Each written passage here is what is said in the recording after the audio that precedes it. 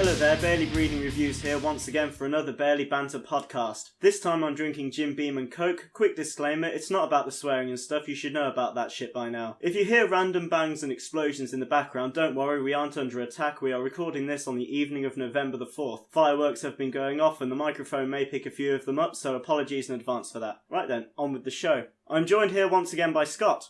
Hello. I'm sitting here drinking some coconut and Pepsi, and I can't believe you're back again to listen to this crap. And again, we're joined with Claire. Hi, I'm Claire. I am the weekly guest, or useless chick. I'm drinking the Diet Coke for my Happy Meal. You know, the things I do for you people.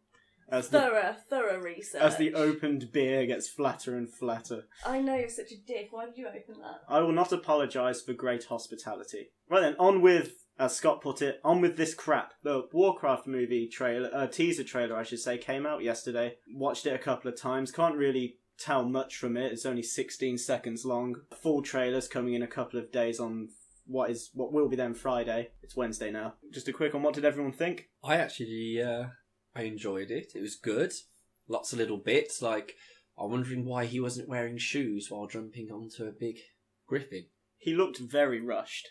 He did. If he did put on shoes, the griffin would have flew past and he would have just gone to his death. Movie over straight away. He's clearly doing a runner, isn't he? Like one night stand. They're the most dramatic and over-the-top walk of shame of all time. Yeah.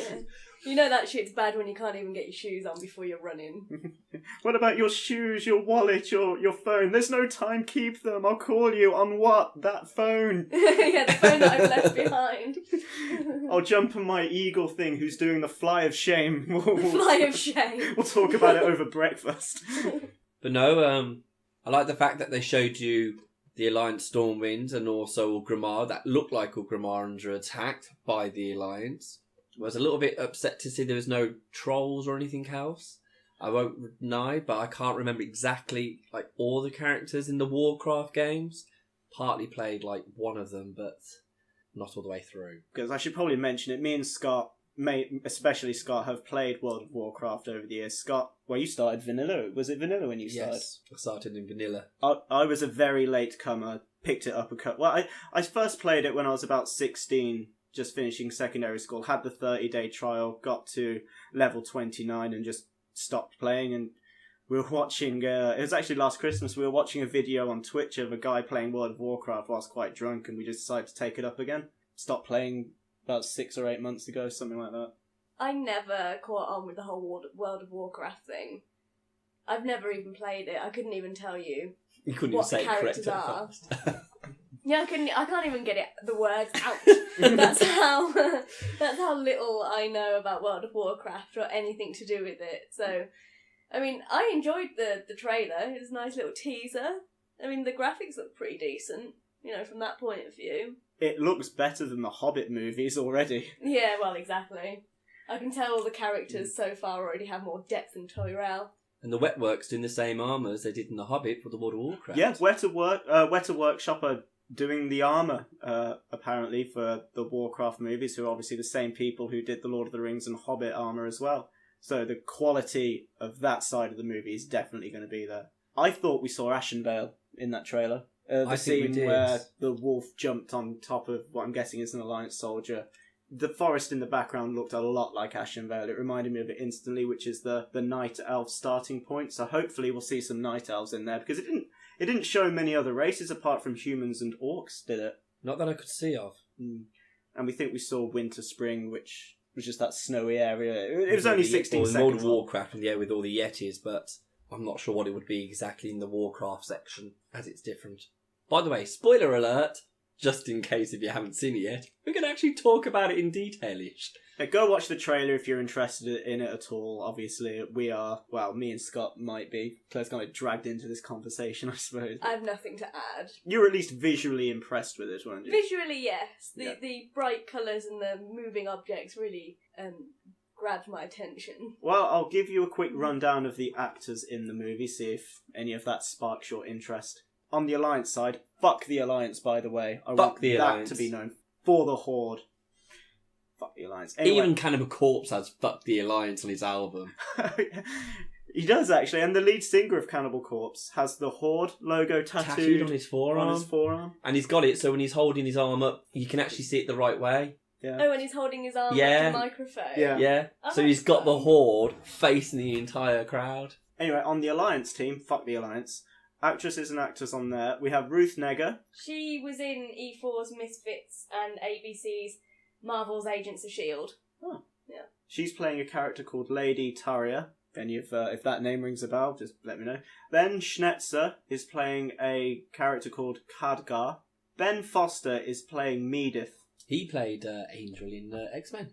He did, played Angel in the Last Stand. Travis Fimmel, you all probably know him as Ragnar from Viking, is playing Anduin Lothar, who I believe, correct me if I'm wrong, is the protagonist in the film. He's the long-haired bearded guy, basically, who seems to be leading the assaults.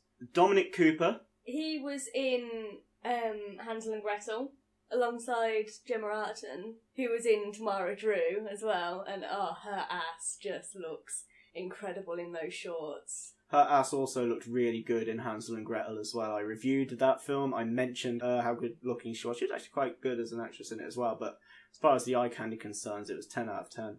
Dominic Cooper was also Howard Stark in Captain America: The First Avenger. For the Horde team, there's actually a much superior calibre of actors in the Horde than there are the Alliance. We have Daniel Wu, who's playing a character called Gul'dan, been in over 50 films, so you know that he's going to be on point for that. Robert Kaczynski is playing Ogrim, who was Chuck Hansen in Pacific Rim. Was he? The son of the Australian Jaeger pilot. He's the guy who got in a load of fights with that, and he eventually... He was also in EastEnders. Yeah, I was about to say he was in EastEnders. When I was doing my research, I left out that bit. He was in True Blood as well. Oh, that's better. Sure. Tony Kebbell is playing a character called Durotan. Played Cobra in Rise of the Planets of the Apes. More recently, he played Victor Von Doom in the latest Fantastic Four movie, which was, as we discussed last time, was shit. Well, I hope he's not as shit in that as he was in there. I blame the writers. I'm not going to blame him. I can't see the Horde saying no to having Victor Von Doom on their side, though. Hell, fuck no. But it's where we come to the actor who's playing Black Hand, which is where it gets really serious. Clancy Brown is playing Black Hand. I don't know if you know this, but he's done a shitload of voice acting for Marvel and DC. Other films that he's been in, well, there's a lot. Shawshank Redemption. Brilliant film. Very good film indeed, yes. Starship Troopers. Flubber. Mighty Ducks. SpongeBob SquarePants the movie. He voiced Parallax in The Green Lantern. That movie was shit. TV-wise, he's done work for American Dad. He's been in Robot Chicken. He was in Lost. Do you remember Gargoyles? He did the voice for Gargoyles. I missed that TV programme. Mortal Kombat.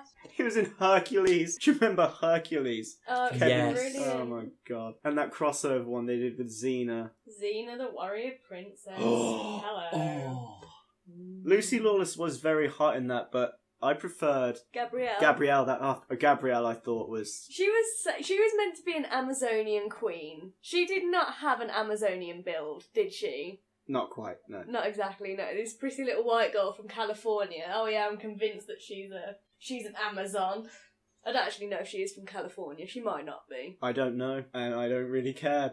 He's been in a few games as well. He's done voice acting, of course, in Crash Nitro Kart, played Neo Cortex. Fallout. God of War. He voiced Hades in God of War, that's cool. Spyro the Dragon. The list goes on and on and on. But as far as the calibre goes, the Horde are definitely beating the Alliance there. The quality of experienced actors who are used to playing villains is strongly in the favour of the Horde side. The Alliance just... Fuck the Alliance. Fuck the Alliance. But yeah, going back to it, so what does everyone want to see in this movie?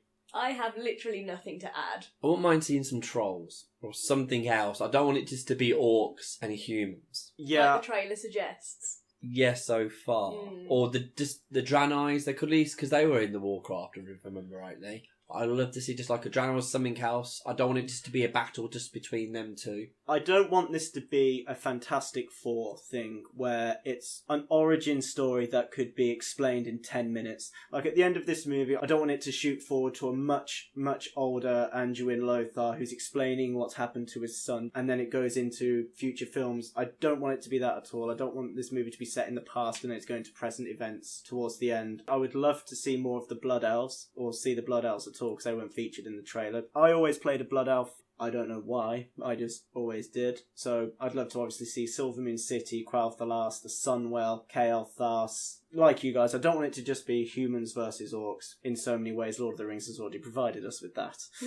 So it'd be nice to see more races in there. I'm sure we will. I mean, there's no way they can avoid all of that and just keep it to humans and orcs. It'd be interesting to see if they do follow the game like specs, if they have humans as hunters and stuff like that, not more like the modern WoW that's allowed races that weren't originally allowed to be like hunters and rogues, mages and all, take up that ability. I like to see them go back more to the original. The movie will piss off people regardless of what it does. Loads of books on the different laws, isn't there, and the history. Starts from Warcraft going upwards. I can't see them getting it all right. Every single die-hard World of Warcraft fan being completely satisfied with it, like everything was perfect, there were no mistakes, it stuck to the lore perfectly. There's going to be a whole, he's meant to be a warrior, but he could do this, he's not allowed to do that. There's going to be loads of that sort of stuff. I think they're going to have to take it with a pinch of salt. Be grateful for the fact there's a Warcraft movie coming out at all, to be honest, because a lot of people in the past saw it as unfilmable, or they thought that it wouldn't make money. It will make money. It's going to help Blizzard with their subscriptions a hell of a lot, because they're not doing well recently. Well, they just said they're not going to announce anymore how many subscribers they got, because they're getting fed up with other websites going, ooh, they've gone down from last year. They've only got 5.5 million subscribers now. 1 or 2, isn't it? Yeah, it's shit having about that. But I think there's talk of Call of Duty. They have 12 million subscribers a week or something ridiculous like that. Obviously, all these questions are going to be answered on June 10th, 2016, when the movie's out. Can't wait to watch it. Probably going to review it. The animations are going to probably be quite difficult. I've seen the armour, holy shit. I'll get around it. I'll make it look crap. Speaking of things that we hope are going to be excellent and not shit, Twin Peaks will return in 2016 or 2017. It was originally created by Mark Frost and David Lynch in 1990, and it finished in 91. They did 2 seasons, so it's about 24, 25 years old. It's about an idiosyncratic FBI agent investigating the murder of Laura Palmer in this very strange town, and oddities ensue. It's brilliant. It's so well done, and it's in the last episode, Laura Palmer tells Agent Dale Cooper, played by Kyle MacLachlan. What else has he been in? He was the captain in How I Met Your Mother. Yes, and Trey in Sex and the City. So Laura tells him, I'll see you again in 25 years. And now we're coming up to the 25th anniversary of Twin Peaks. Isn't that good? They'd be remiss not to have it out then. Yeah, well, it's the 25 years next year, and they're saying it might not be till 2017. David Lynch will be directing it again, and he said in December 2014 that it should be returning about 1.5 years. So we're coming up to that now. But he fears that the show will be delayed until 2017, but Showtime, who are... Sorry, why is it delayed? Because reasons. Yeah, we don't know why it's being delayed, or I don't. I mean, there might be reasons, but who knows? But Showtime is still pushing for 2016, but I'd rather they waited and did it properly than tried to just bash it out, because you can't be messing around with this. Unless they're doing it to try and make people think it's delayed, but it's already actually ready to go. Ooh, suspense. Typical Lynch. There's actually another one they're talking, Gilmore Girls. There's a lot of talk that Twin Peaks and Gilmore Girls are set in the same universe, which is a completely different show. How bizarre. So if they do things like that, who's to say they might not, Who knows? Yeah. We'll have to wait and see. But there's talk about there being about 18 episodes. There's only about 22 between the 2 seasons anyway, so that'll pretty much double the amount of Twin Peaks time that we get to see. But it's not being confirmed officially yet. Kyle MacLachlan will return as Special Agent Dale Cooper and be the lead character again. He says he's very excited to return to the strange world of Twin Peaks. So who might be in it? Actor Michael Ontkean. He played Harry S. Truman, the sheriff, and he's not going to be returning. There is news that Amanda Seyfried has landed a major role in the show. Details of her character have been kept under wraps though, but they have confirmed that she will appear in multiple episodes. So I'm really looking forward to that. I'm hoping that it will be 2016, but if it's going to be better quality and done well for 2017, I am happy to wait. Well, she won't be as bad as she was in Ted 2, let's be honest. That film was so disappointing. I mentioned it in my review of The Gallows, how disappointing that was, because I really wanted to review it so badly, because Ted 1 was the first film I ever reviewed, and I thought it would be remiss of me not to do Ted 2, but I just couldn't, because it would have been a copy and paste of my first one. Yeah, well, the films were a copy and paste. Yeah, exactly. They just recycled all the jokes that they'd already If used. it's a copy and paste film, it will be a copy and paste review, and I wanted to avoid that. But yeah, hopefully she'll prove herself in that. Yeah, I like Amanda Seyfried. I think she's a good actor. Talking about bringing things back from the 90s, they're thinking about doing a reboot of The Crow. No. Yes, the director, Corin Hardy, is going to be producing this. No! And this is just not long after bankruptcy. Sounds like he wants to be bankrupt again. Good. So much no. Right, I'm going to say this for the fucking record, and you can write this in stone. Do not ever, under any fucking circumstances whatsoever, even consider, even contemplate trying to remake The Crow. Okay? It's a fucking classic. It shouldn't be done. It can be done, I'm guessing, but it shouldn't be done. Because The Crow is an excellent film. Obviously, its legacy, we all know the history about Brandon Lee, you know, the accident that happened on set. Leave The Crow alone. It will be shit. It will get butchered by the hardcore fan base. I will butcher it purely on principle alone. In fact, I won't, because I will not watch The Crow. I will not have anything to do with it. I won't acknowledge its existence. The Crow is in my top 10 favourite films of all time. Do not touch it. In so many ways, I would rather them have remake Pulp Fiction, which you shouldn't fucking do anyway. So I wouldn't even go into that speech. Just go to the other speech and replace Crow with Pulp Fiction. Some things are sacred. Well, there could be some hope. As apparently, though, he was meant to be nominated for the British Independent Film Award for Best Director this year. I don't give a fuck. I don't care. It's just something that you do not touch. You don't touch it. You could say anything. I won't even watch anything to do with it anyway, but even if it's praised highly, saying this is an amazing film, it's the remake that we all wanted, that was worth the wait and all that kind of stuff. No, don't touch it. Leave it alone. You'll only drag its name through the mud.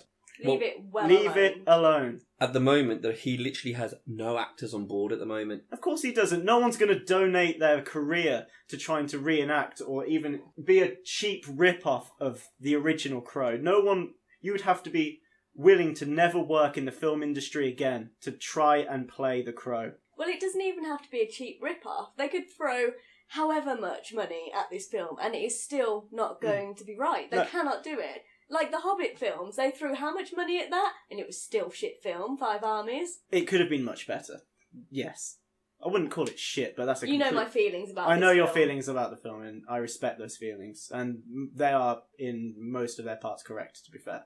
Most. I have a soft spot for Tolkien, so I kind of have to see it through rose-tinted glasses. Rose-tinted? Rose-tinted. You done with that, Scott? No, he's not done. No. He's done when I say he's fucking done with this. How dare you bring this up on my podcast? The remaking. How dare you, sir?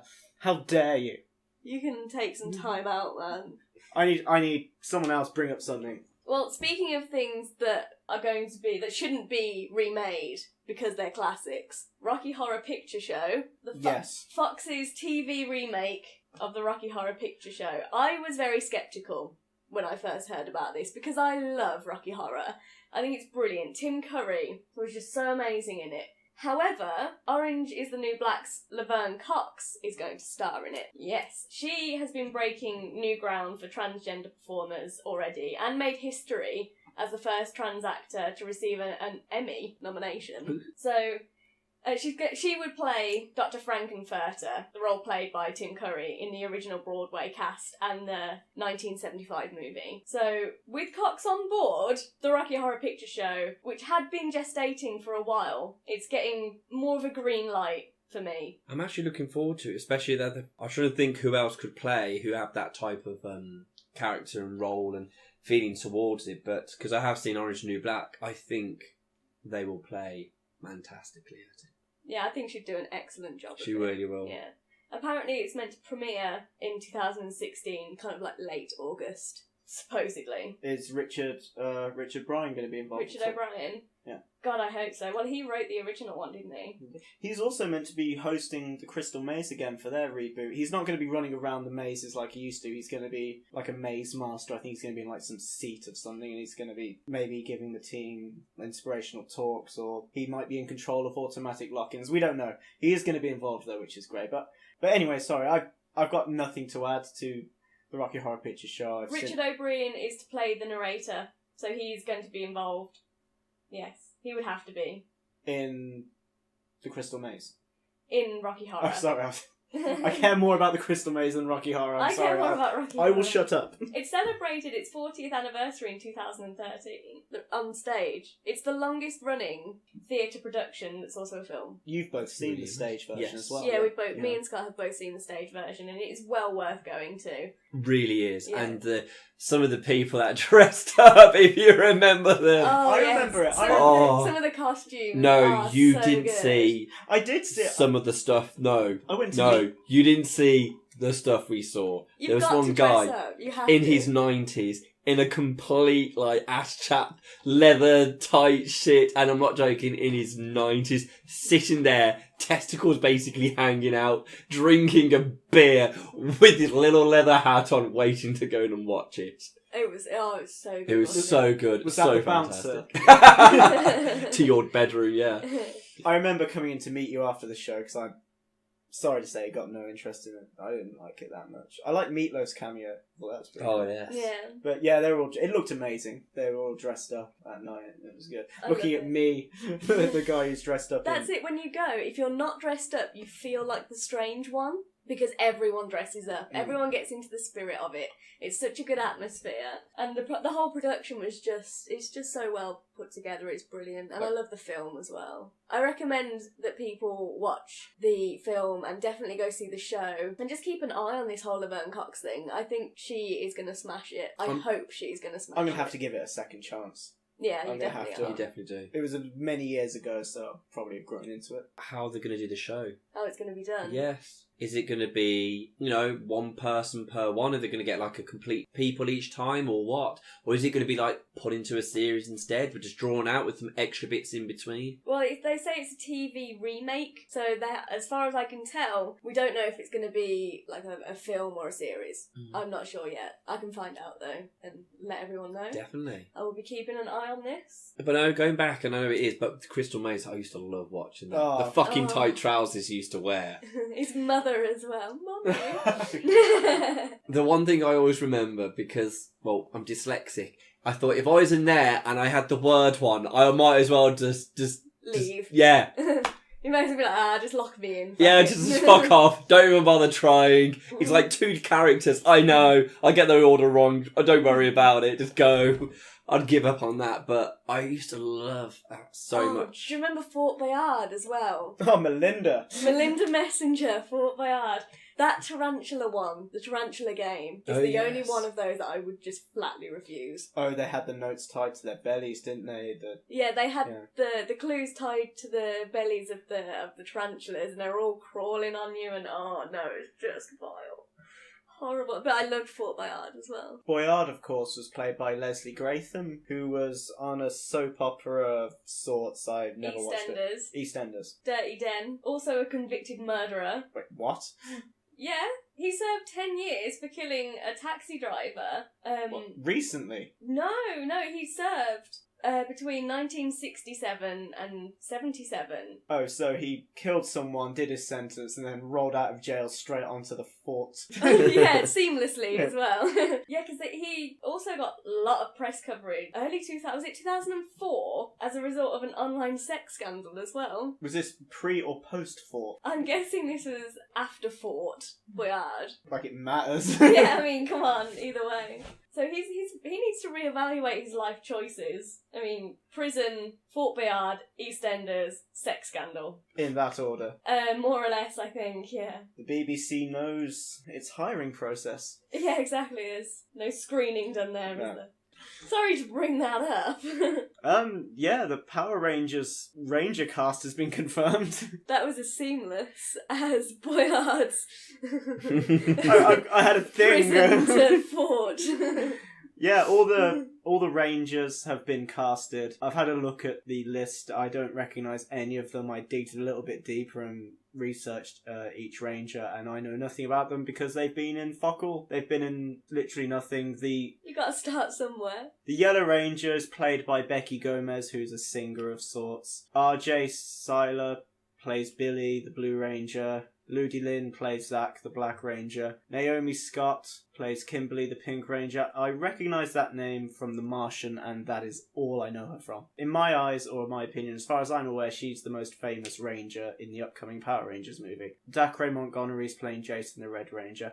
Like the fact that they've stuck with the original Ranger names. Other than that, I don't know much about it. This movie's been thrown around places for ages. The latest news about it is that it might just be a Netflix thing. We might not even get to see it on the big screen. It just may go straight to Blu-ray or DVD, whatever, Netflix, as I said. But it's been in the works for ages. It's been rumoured for ages. I won't really bother with it until I can actually play the whole movie in front of me and then go from there. Probably won't even happen. Not really fussed if it does or doesn't. Loved it as a child. Yeah, I'm okay with keeping it in that part of my life, if you know what I mean. I remember seeing it when we were kids and just loving it. The so Power much. Rangers movie with Ivan Ooze and Lord Zed, Rita Repulsa. That was a great film. If Lord Zed isn't in it, I probably won't watch it on principle alone. I love Lord Zed. Hate the fact that after 2 episodes he was deemed as too violent.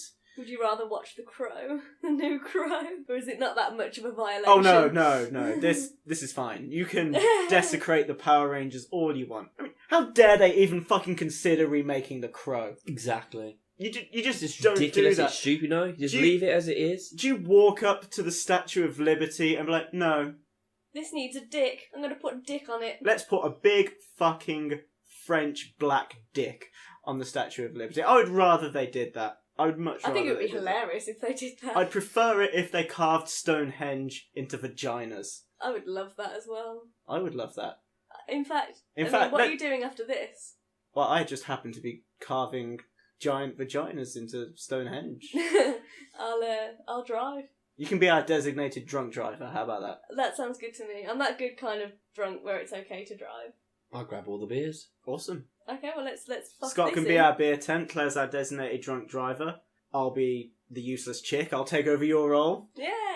Right. It's nice to experiment every now and again with role changes. Yeah, I can see it in 2 weeks. Welcome to Barely Banter Podcast, Episode 3. We're in jail with our guest star, Leslie Gratham.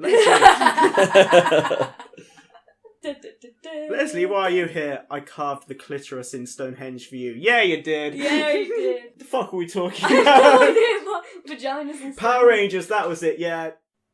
I don't really care much for the Power Rangers, but I do remember Bulk and Skull, and I love the theme tune they used to have. I won't deny it, love that theme tune. And I would love to see them, in the new one. It's not impossible. As far as I'm aware, both of the actors are still alive. Yeah, they're still alive. So why not add them in? It would certainly do a lot of good fan service to the movie. I'd love to see it. I'm certain the actors won't say no to it, and neither will anyone involved in the movie, so yeah, it's certainly possible. I just imagine them just walking in with the normal theme tune, just them, but older, being the exact same twat. Wearing the same clothes. Yes, they haven't changed at all. Maybe less hair or something, but I'd fucking love that.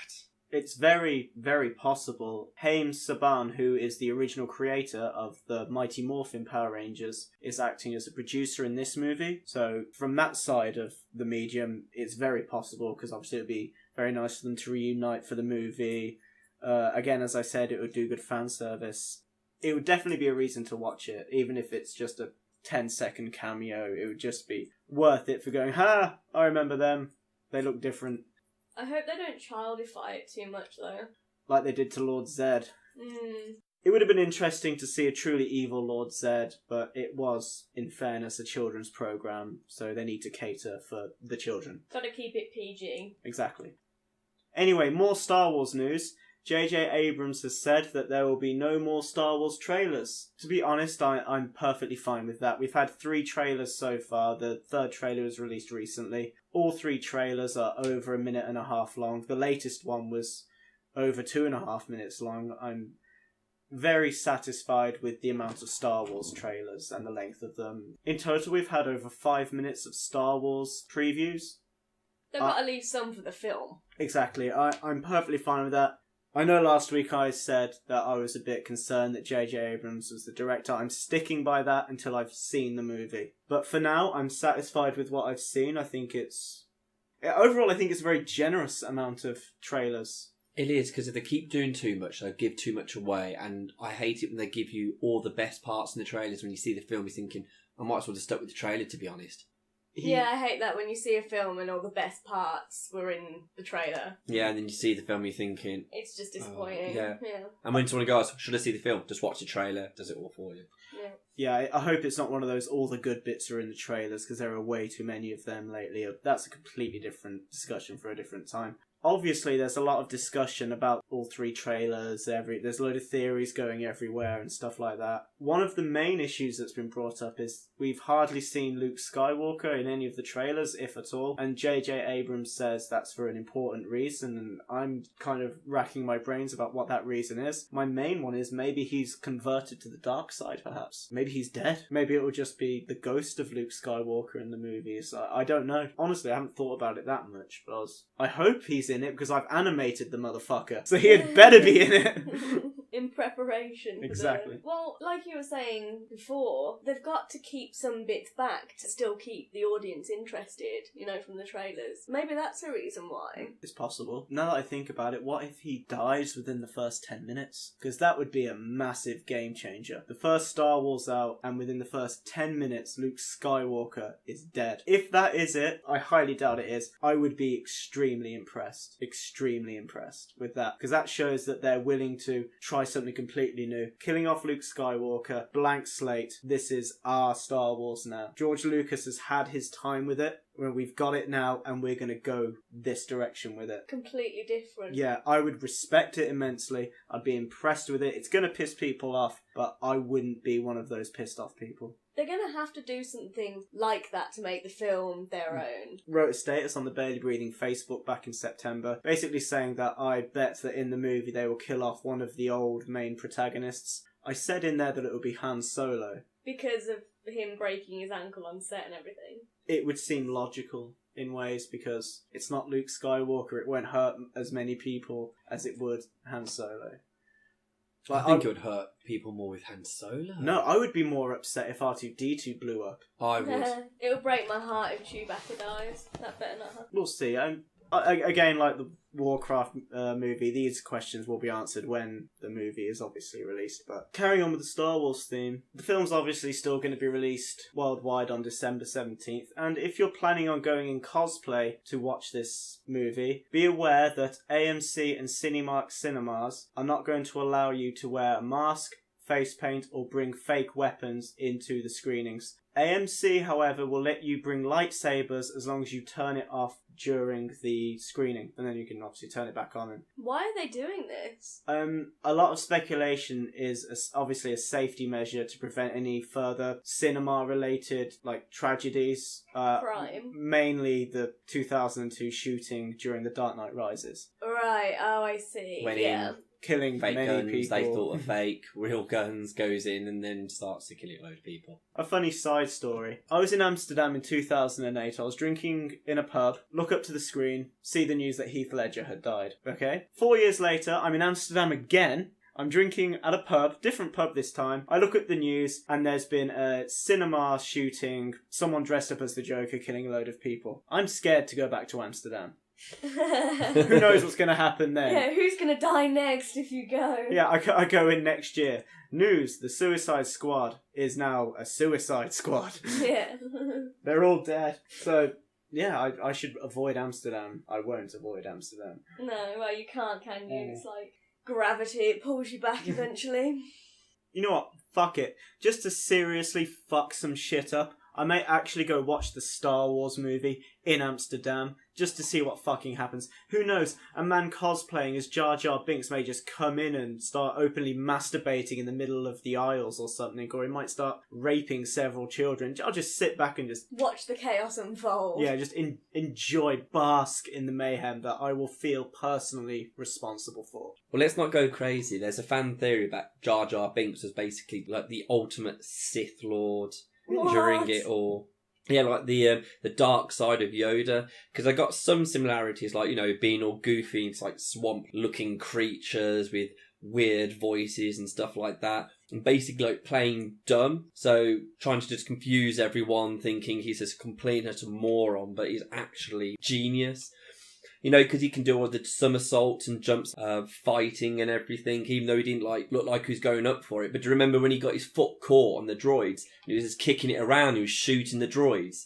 It looked like he was accidentally protecting himself, but was he actually doing it on purpose? Also, he did mention a few times he could sense when droids are around, and he kept mocking Jedis and Jedi's authority. And also he's like kept putting like downers and all on everything, just to slowly like push into his head without him realising to like go against the Jedis. Like psychologically. Yeah, psychologically just pushing in. And he was also on the same planet as Chancellor Palpatine and the Emperor, sorry. Oh, they're from the same planet. Yep, they're all from the same planet. So basically what you're saying is he's Doofy from Scary Movie, the bumbling fool who is acting very immature for his age, you know, he's picking his nose, he's doing stuff like that, but it's all just a front, because in reality he's this evil genius who just happens to be killing everyone, and he's planned everything, and he's, you know, the puppet master, so to speak. I'd love it if they included this theory in episodes in The Force Awakens, where Kylo Ren's just standing there and there's this red lightsaber that just comes out of his chest and he falls to the ground, and there's this giant black hood. You can't see the face, and then he takes it off and it's just Jar Jar Binks, and he's saying all this crazy shit like, the whole time I planned this is decades in the making. But in his own voice still. Yeah. A crappy voice. Okie day. Oh no, even if his voice turned into this deep kind of harsh Bane accent kind of thing, just, you know, something along those lines, the whole time. No. Don't do your Bane voice, just don't do it. Okay, I want to talk about my McDonald's toy now. That was a very, very smooth segue, well done. Well, 0 fucks given, I want to talk about it. Fair enough. And I said that I would last week. I said that I would check out the Happy Studio app, so that's what I've done. Looking at the spec on the App Store, it's for ages 6 to 8, which above anything else is just ageist. I'm 24 and I'm sure I'll enjoy it as much as an 8-year-old would, so that's just plain rude. It takes up a fair amount of space. It says 138 megabytes on the App Store, but I looked at my storage usage on my phone and it took up 201. Fuck. Yeah, well, considering the average app is about 23 megabytes, games is 60 plus, so it's a bit more. 201 was a lot of storage. It really pissed me off because I had to delete shit for this. You hear that, viewers? She's deleting shit for you. Serious dedication, and I'm having to eat 2 Happy Meals a week, which was disgusting to witness earlier, by the way. I was really hungry. You know, self-sacrifice is what, you know, I'm unappreciated here. Okay, so it took a while to download, and I was on my home Wi-Fi. So if you're in public, it's going to take longer. So I open this picture, and I'm greeted with some delightful music and plenty of animation, which holds my attention nicely. The home screen shows different games and functions it can do. Lovely. So I click on the section relating to the Roald Dahl books, and I'm waiting for it to open. And I'm waiting. I'm waiting. I sit through an entire episode of Autumn Watch, and this bitch still hasn't loaded.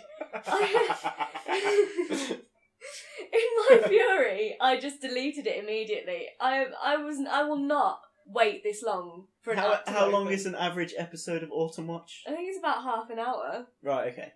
Or I was watching it for about half an hour. I was so unsatisfied. I was looking forward to all the cool animations that go along with the story.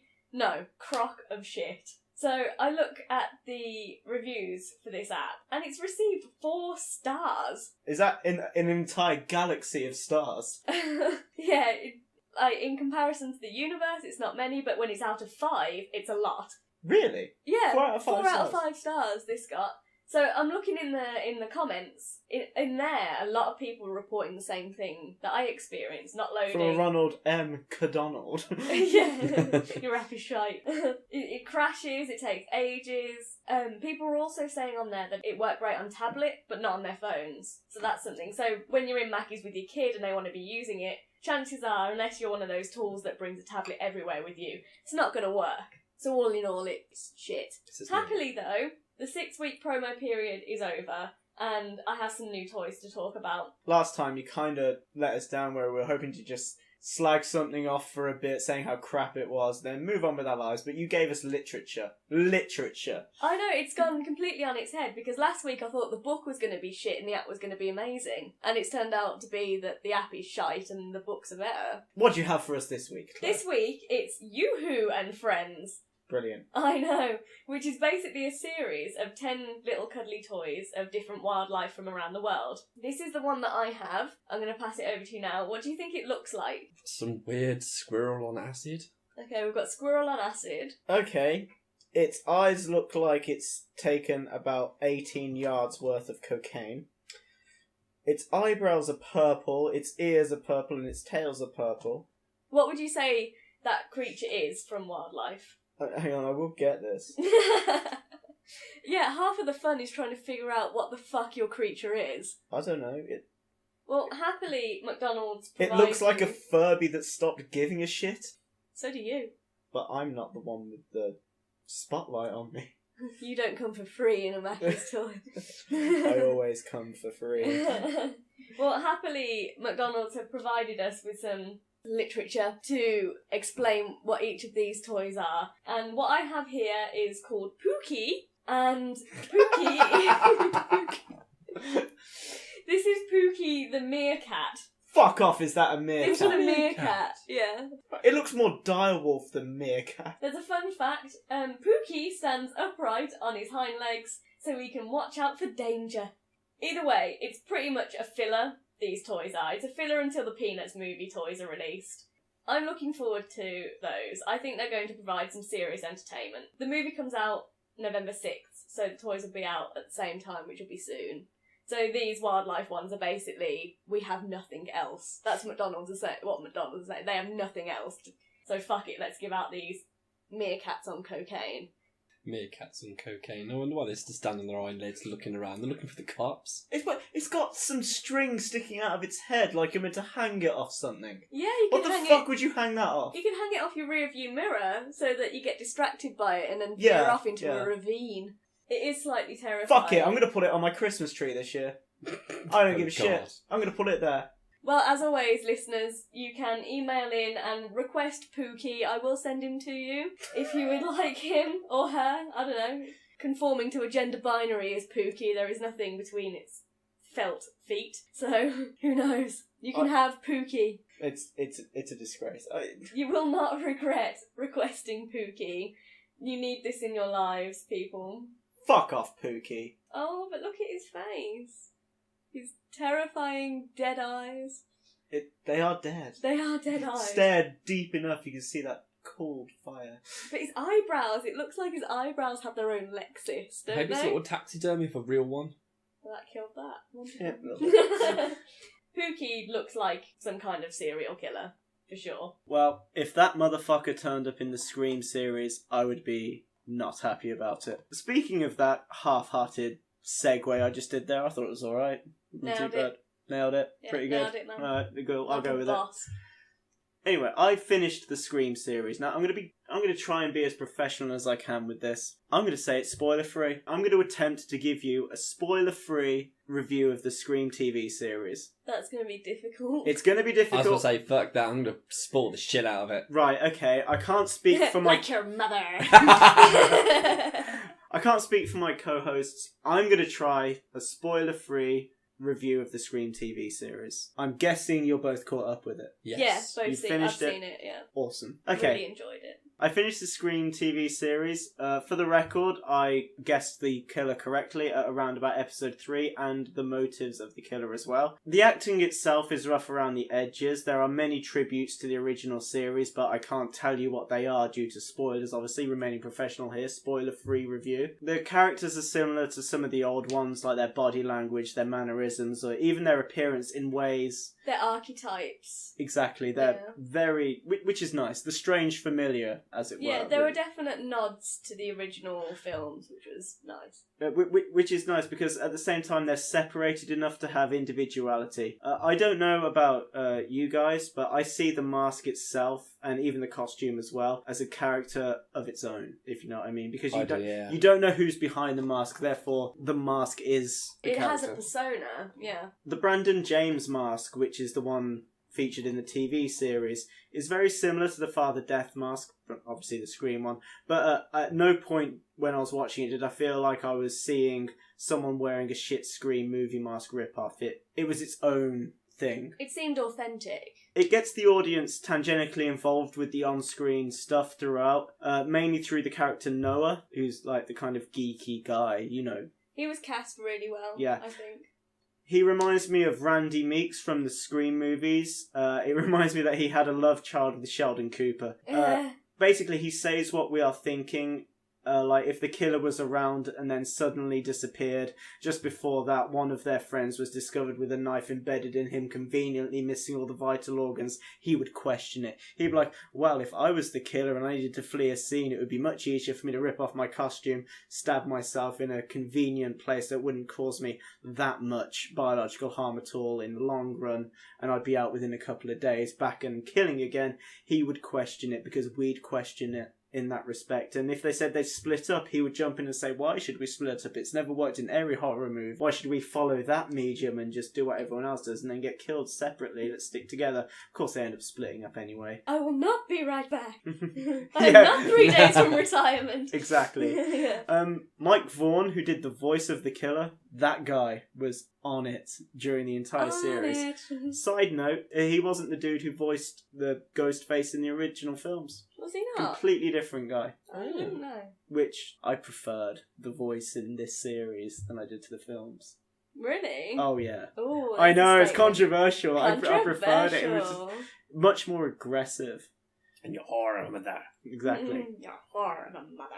You don't need to have watched any of the previous Scream movies to watch this. You could go in without even knowing anything about the Scream movies or even heard of them. You can go in and you can watch this. It doesn't reference Woodsboro in any way whatsoever. It's a completely separate medium. Go in, enjoy it. I recommend it. As I said, the acting's a bit rough around the edges, but overall, it's a good experience. However, I think you would appreciate it more having watched the original films because of the little nods back.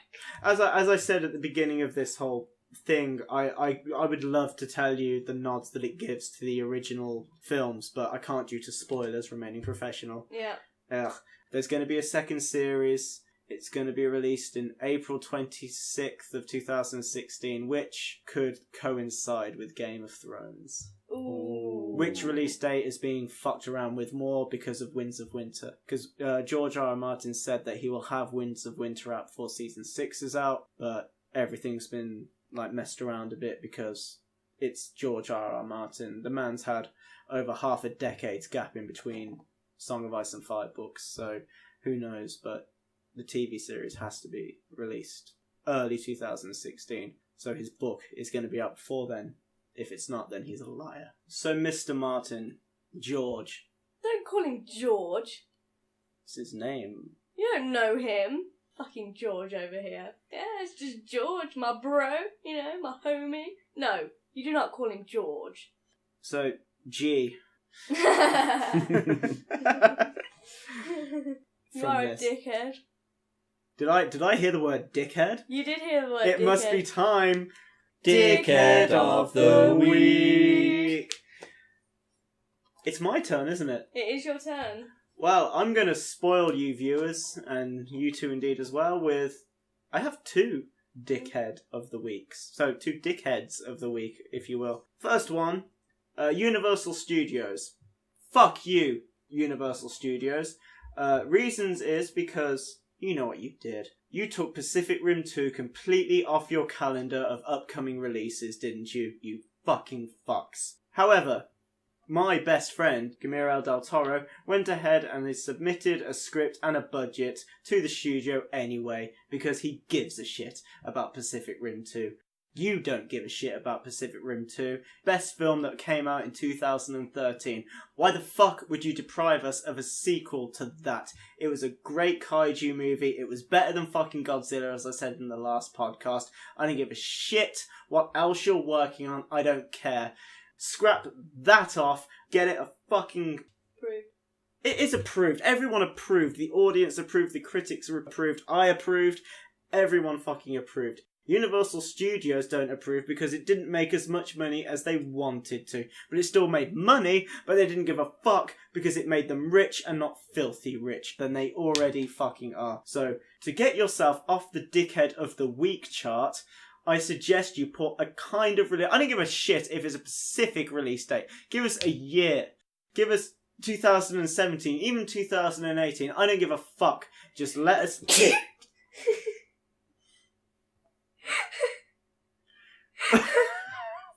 Tell me the Dickhead of the Week categories and I'll let you know where Universal Studios fucking fits in.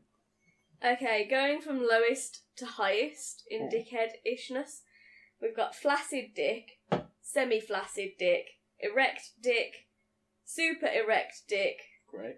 super throbbing erect dick, Perfect. cock ring, shooting blood, kunami. Where did Activision fit in last week? Erect dick, so third in the ranking. As far as I'm concerned, because that was about Tony Hawk's game, wasn't it? As far as I'm concerned, this is at least a level above that. Okay, so you think super erect dick. Yes, Universal Studios, welcome to the super erect dick that deserves to be shoved down your fucking throat until you manage to gouge out Pacific Rim 2 release date to me. Okay, so that's one. What's your other one? Oh, my other one. In some ways, in many ways, this is worse than Universal Studios. My second dickhead of the week goes to Nintendo. Hello, Nintendo. You know what you've done. This is a story about a man called Ramar Larkin Jones, who manages a small cafe in Seattle, and for the past 5 years he hosts a Pokemon-themed PAX party. PAX is a gaming convention, it's very popular, at his cafe, and he only charges $2 a head to cover his costs of, a DJ and giveaways, stuff like that. He used a Pikachu and Snivy image on his posters for the event, and Nintendo have kicked off about it through copyright, stuff like that, making money off their image, their design, and they want a settlement of $4,000. He didn't have the money, so he set up a GoFundMe explaining to his partygoers of past and present what's happened, and through donation he got the money, but now Nintendo have refused the original settlement due to all the negative PR it's created, and they want to actually take him to court and sue him for a fuckload more. In my eyes, that is a very good dickhead of the week. Why would Nintendo go out of their way to make this more difficult for this guy? Like, why didn't they say to him, look, you're making money off of this, that's not cool, but let us get involved and make it a proper thing so they can make profits in that way? Why do they have to go flat against this guy? This is what I don't understand. Why didn't they just join forces? Yeah, because people obviously enjoy these parties. He's doing it for the love of it, right? They're doing it to basically show that they don't have any fear and they're not going to take shit from anyone. He's probably barely breaking even by any of it. He's the example. He's the example they're showing that it doesn't matter who you are, if you do it, they will basically get you. It's really pathetic. It's ridiculous. So because they were dicks, they got bad press. And because of the bad press, they're making it even worse for this poor guy who is just trying to have a good time with some friends. Nintendo shouldn't have even acted this way. They should have been like, oh, okay, that guy's clearly a fan of our work. He's hosting a party themed as our work. He's clearly passionate about it. Good for him. I'm glad that we've reached people in this way. Not, oh shit, he's making a couple of bucks off stuff we created. Let's sue him because we're so poor. Yeah, it's not like they're making enough money as it is. Oh, no. So yeah, they've pillaged and burned this fan because he's making a bit of money off of our product, even though he's clearly at the same time advertising our product. And now we want to put a lawsuit against him. He's reaching out to people because he can't do the lawsuit on his own, and it's made us look bad because we're doing a really bad thing. So we're Let's going to make punish it him. worse, Yeah. by lawyering up and rinsing this poor guy out. We're acting like dickheads. He's telling everyone we're acting like dickheads. Shit. Let's be more of a dick. Okay, yeah. So where is that going to be? It's not Konami. Cause No. Not even Konami are going to end up in the Konami category. But this is, in my mind, the one below Konami. You think it's shooting blood? Yes. I feel like we should put this to a vote. I don't think it's that severe. I think it is. You think it is? I think He's it's charging more... $2. I think it's more cock ring. No, I say shooting blood. No, because a cock ring's a cute little accessory. Cock ring is third from worst. I'm going to go with shooting. No, I'm shooting blood, man. I'm being outvoted. This is a democracy. I don't know if it's that bad. I mean, it's shit, obviously, but there are... I think it is. Okay. They have to be suing him on certain grounds. They couldn't do it if there wasn't grounds. Because he's making money off... Even if it only got as far as the settlement of $4,000, I would then have probably put them in the cock ring thing. But the fact that he had the money... I forgot to mention this, I'm sorry. He had the money ready to give Nintendo. They then withdrew the settlement. Oh, okay, yeah, that's worse. I'm sorry I forgot to mention that. Yeah, that is worse. Okay, I'm happy with shooting. Yeah, but he had the money for the settlement. They withdrew the settlement, and now they want to take him to court and sue him for God knows how many. Okay, so Nintendo shooting blood on the Dickhead of the Week chart. I'm happy with that. Questions! Now, last week we had a flurry of questions. We were so overwhelmed that we couldn't answer any of them. Because there weren't any. I don't know that. They didn't listen to last week's podcast. They were cut off by now. Who would listen to that all the way right to the end? I mean, the end, the edit was sketchy as it is. Yeah, apologies for last week's goodbye. There will be a proper goodbye this time. Maybe. Scott, the man who's in charge of the barelybanter@gmail.com. That's where you send your questions and they will be answered. How many questions have we had this time? We have the grand total of 0. That's twice as many as last week. Triple, actually. Brilliant. What, no one wants the Mackey's toy? No one wants them. I really don't want these clogging up my house. There's going to be a mountain of Mackey's toys. Okay, I'll say it now. If no one emails to say that they want these toys, I'll just throw in all of them up to the point. So you'll just get all of these Mackey's toys. To clog up your house. No Clog up one- your house instead of mine. No one wants that, so... Not Okay. one question. Right, well, Time to say goodbye then. time to say goodbye. Thank you so much for listening if you've made it this far. It means a lot. I am Barely Breathing Reviews. If you're listening to this, the chances are you actually know me personally, so you know where to find me. I'd like to thank Scott and Claire once again for agreeing to this. I thought you Yeah. said this sign-off was going to be better than the last one. Well, I've got to go real quick. I've had thousands of missed calls from Leslie Gratham. He needs me at Stonehenge for some reason. So, yeah, with that said, See you when you see you. take care. Bye. Laters.